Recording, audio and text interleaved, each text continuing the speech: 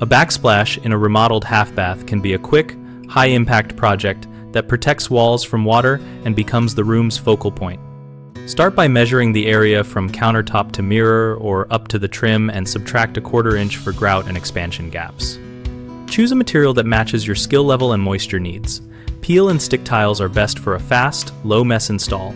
Adhesive mosaic sheets work well for curved or patterned runs. Traditional tile with thinset and grout gives the most durable finish but requires more tools in curing time. And decorative beadboard panels offer a painted, classic look that hides seams and is easy to cut. For a peel and stick or adhesive sheet application, clean the wall with isopropyl alcohol, ensure the surface is flat and dry, and use a level and a straight edge to mark reference lines. Apply pressure with a rubber roller to avoid bubbles and allow adhesive to set overnight before sealing edges with a clear silicone bead.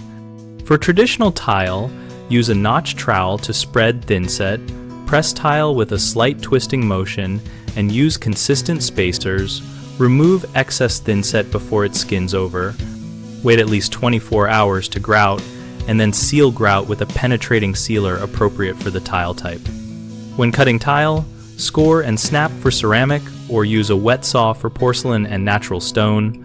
For beadboard, a fine-tooth saw or circular saw with a finish blade gives a clean edge. Finish details matter. Caulk corners with a color-matched silicone for water resistance, clean grout haze promptly with a damp sponge, and protect adjacent surfaces with low-tack painter's tape while working. Homeowners commonly rush layout and end up with a narrow sliver of tile at the edge, which looks awkward, so plan beginning and end lines and adjust center placement or trim tiles to balance both sides.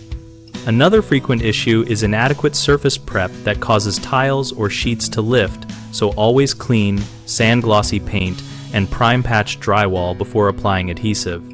The third concern is using the wrong grout or sealant for the material, which leads to staining and mold, so choose a grout rated for bathrooms and a mildew-resistant sealer, and follow manufacturer cure times precisely. We run BigHomeProjects.com to help homeowners find trusted local contractors and to give contractors a place to find work. We also host a discussion community where we share tips, ask questions, and troubleshoot projects together.